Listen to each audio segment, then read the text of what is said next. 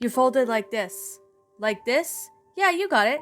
Ronnie Ann took the burrito that she had in her hand and put it on the plate. She looked over at Lincoln, who had a plate of burritos that looked sloppier than hers. You did good, Lamo, she said. They don't look as good as yours, though, Lincoln said. I've been doing this for a while. It takes practice, Ronnie Ann said, as she put a hand on his back. Besides, they'll still taste good. You're right, he laughed. We need to stop being so competitive.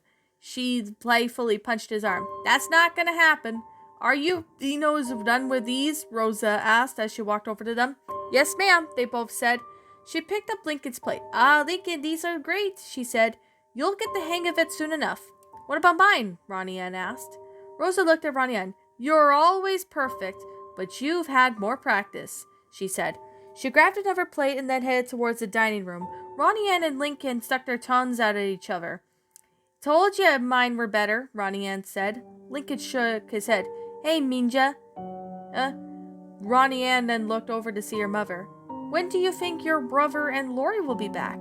I haven't heard anything from him, Ronnie Ann said. She looked at Lincoln. Lincoln pulled out his phone. Lori hasn't said anything either, he said. Well, dinner will be starting soon, said Maria, and if they're not back in the next few minutes, text them, please.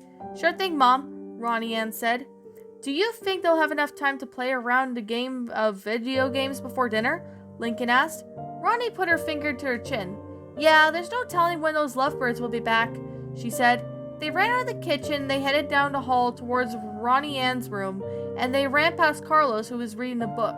Whoa, slow down, you two, he said. He laughed as he watched the two run into the room. He had headed into the living room, where his sister and wife were sitting. Oh, what's with those two, he asked. Oh, they're being so competitive, Maria told him. That's what they've always been doing since they got there.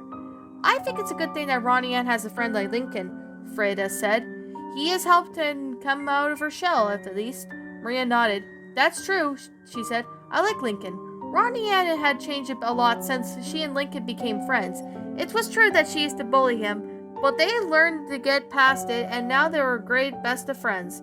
Ronnie Ann was still the same tough girl as she always had been, but her family knew that Lincoln was a good influence on her, and they had always enjoyed having him and Lori over. The door opened and Bobby and Lori walked inside. There you are, Maria said. Did you guys have fun? They nodded. We did, and we had to we'll tell you about it later, Bobby said. Where's the little Loud and Nina? Oh, they're in her room. We wanted to talk to them, Lori said. That's fine, but try to make it quick, Maria said. Dinner will be ready soon. They nodded and headed down towards the hall. Bobby knocked on the door. Nina, can I come in?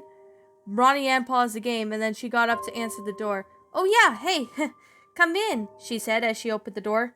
They both stepped inside. Bobby put his arm around Lori. We have something that we want to tell you, he said. Lincoln looked at his sister, and Ronnie Ann got back on her bed.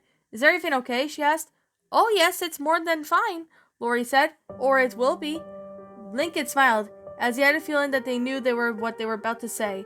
Ronnie Ann looked at them, both getting a little impatient. Will you just tell me already? Bobby walked over to her and kneeled down so that he was looking at her. Nina, you're going to be an aunt. Ronnie Ann looked at him, her eyebrows raised. What are you saying? Bobby stood up and then went over back to Lori and bit her lip. Ronnie Ann, Lori stated as she put her hand on her belly. I'm pregnant. Ronnie Ann just sat there for a moment, trying to take in. You're pregnant? She said. Yes, that's right, Lori said. We're having a baby. Ronnie Ann looked at Lincoln. Did you know about this? He nodded. Yeah, I kind of found her test in the trash. Bobby looked over at his sister, concerned. Are you okay? I'm fine, she said. I just wasn't expecting this. Neither have I, Bobby said. I just found out too. Ronnie Ann just sat there for a moment. She wasn't sure how she felt. She wasn't angry. It would have been selfish of her to be angry. Shocked that it would have been better of how she felt. The shock soon wore off, and she suddenly felt happy. She then got up and wrapped her arms around Lori's waist. Are you for real? She asked. You're having a baby? Lori looked down and stroked her hair. I am, she said. You're not upset, are you? Ronnie Ann shook her head. No, she started. I think I'm happy. Well, that's good to hear, Nini, Bobby said, as he looked at Lincoln. What about you, Little Loud? I'm happy too, he said. He got up and hugged Bobby's waist. I can't wait to be an uncle, he said. Bobby patted him on the back. "You be a great one, little dude." Lori then looked up at him. "Dinner will be ready soon," she said. "Should we go out and tell everyone else?" "Yeah, let's do it." Ronnie Ann and Lincoln let go of her legs, and the four of them headed towards the dining room. They came in to see that most of the family had gathered them in the living room. "Hey guys," Bobby said as they entered the room. "Lori and I have something to tell you guys." They all sat down and looked at them. Lincoln and Ronnie Ann went to sit on the couch. "Sit down, you guys," Lori said. Everyone had tried to quickly find a seat, and some sat on the floor. The couple went around and stood in front of everyone. Lori could feel her hands starting to shake. Bobby reached down and grabbed them. "What is it about you guys?" Marie asked. "Well," Lori started, "I've been pretty sick recently, and I finally found out why." She looked up at Bobby. He squeezed her hands. "We're having a baby." All they could hear was gasp. "Are you serious?" Carlotta asked. "Yeah, I'm about 8 weeks." Carlotta ran up and hugged Lori. "I'm going to have a little cousin," she said. "I am so happy for you guys." "Lori's having a baby?" CJ asked, looking at his dad. "Yes, it seems so," Carlos told him. CJ went up and joined in the hug. Bobby looked at his family. "What did the rest of you guys think?" His mom came up to him and put a hand on his shoulder. "I'm not upset. I just think I need some time just to process this," she said. "It's okay, Mom," he said, "as long as you're not mad." "Oh, and your baby will be so beautiful," Frida said, giving Lori a hug. "I want to be your photographer. We'll take pictures of everything." Lori smiled. She was glad they were all supportive. "Oh, this calls for a feast," Rosa said, as she went up to Lori. "You have a baby in there, and you'll need to eat a lot, and I know my food will do the trick." Lori laughed. "After I ate earlier, I think I'll love your food already." Rosa smiled and then headed back towards the kitchen. "I guess you'll have to work a little harder on the bodega, yeah, Micho?" Hector said. Bobby looked at Lori. "I just want to support my child however I can," he said, giving Lori a kiss on the cheek. "Which is why I decided to go stay in Royal Woods for a while." All he heard was them starting to talk. "Is that what you wanted to do?" Carlotta asked. "My parents said that he can live with us," Lori said. "That's if he wants to." "I know you'll do the right thing, honey," Maria said. "And you're going to be a great dad, and you'll soon have your own responsibilities. We could work something out for you guys to work," Hector said. "I know it could be frugal, but I want to help." "Thanks, Mom and Alberto," Bobby said. Ronnie Ann then got up and ran to her room. "Ronnie Ann!" Lincoln yelled. "I'll go talk to her," Bobby said as he ran after her. Ronnie Ann shut her door and jumped on her bed and put a pillow over her face. Bobby knocked on the door. "Nini, it's me. Go away." "Ronnie Ann, please." He turned the doorknob slowly to enter her room, and he noticed her laying on the bed and sat next to her. He tried to lay a hand on her leg, but she rolled over facing the wall. "Ronnie Ann, I know it's so sudden, but," he started. "But what? You don't care about your family," she said. Bobby stood up. "Don't you ever say that again," he said angrily. "I care about you more than you'll ever know." Ronnie Ann sat up and took the pillow off of her face. She had tears streaming down her face. "Why are you leaving us?" He sat down next to her. "Because it's not just about me anymore," he said, rubbing her back. "I have a baby to worry about."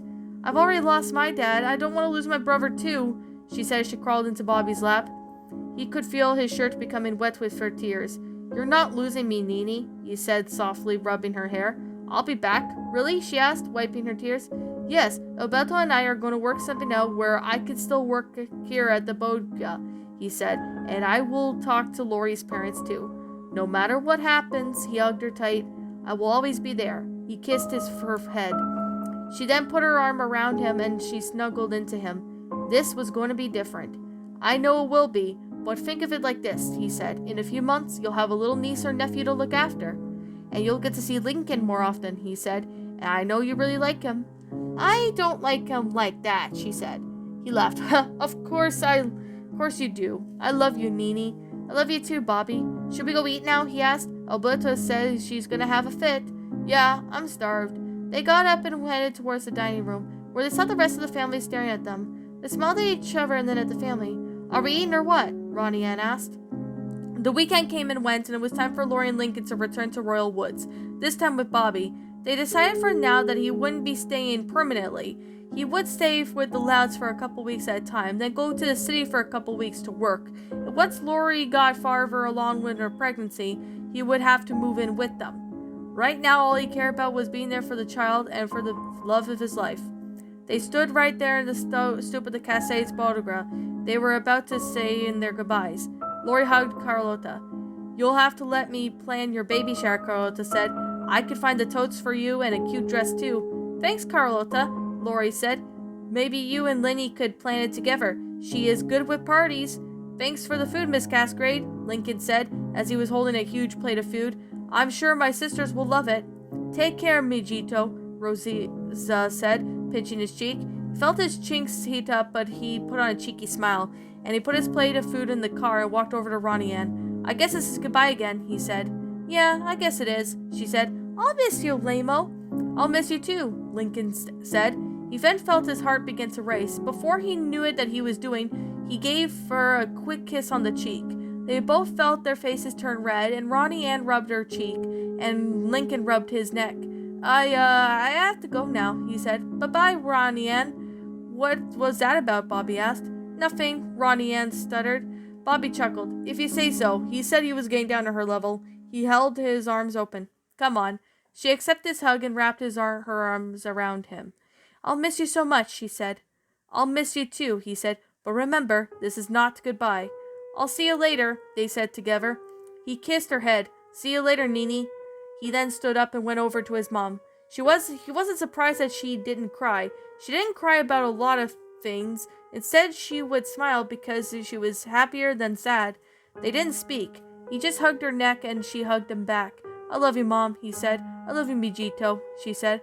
With that said, they all finished putting their things into Vanzilla, and then they were on their way to Royal Woods. It was a long 3-hour drive, but they eventually pulled up to the driveway of the Loud House. Once they got out of Vanzilla, Bobby and Lincoln chose to carry the bags inside. Lori didn't bother knocking. It was usually very loud that they couldn't hear it. She reached into her pocket and pulled out her house key and unlocking the door. We're home, she announced. She stepped inside. Lori! Lori was almost toppled over by the twins hugging her legs. She patted them on the head. Hey, Lana. Hey, Lola, she said. They watched as Lincoln came in, followed by Bobby. Lola made a face when she saw Bobby. What is Bobby doing here? She asked, looking up at Lori. Lori knew that she couldn't hide it from the youngest sisters in the house, so she chose it to wait, though. It would be easier to tell them. Lori smiled at her. I'll tell you in a minute, she said. Where's Lucy? She's upstairs, Lana said, picking her nose. Lola then looked at Lana with a disgust face. Really, Lana? She said. You don't do that when there is something important going on. Lana took her finger out of her nose and then wiped it on her overalls. Fine, she said. I'll get Lucy, Lynn said, heading upstairs. Following the minutes passed, and Lucy had came downstairs, Lynn following behind. Hey, Lori, Lucy said. What's all this about? Lori bit her lip and knelt down right in front of the three girls. Well, you see, she said, Bobby's gonna come to stay with us for a while. Why? Lana asked. Lori smiled. Because he's going to be a daddy, she told them. Really? Lola exclaimed. But wait, what does that have to do with us? The baby will be part of our family, Lori said. I'm having the baby. All three girls gasped. Lori, you're pregnant? Lucy asked. I am. I'm gonna be an aunt, Lola screamed as she ran up to hug Lori. Lana then started bouncing up and down. I'm gonna teach them how to make mud pies and how to take care of snakes, she yelled happily as she joined them on the hug. Lucy didn't say much. She just smiled a bit and then hugged them too. Lori smiled too, as she knew that everything could ever want right now. Yeah, everything was going to be alright.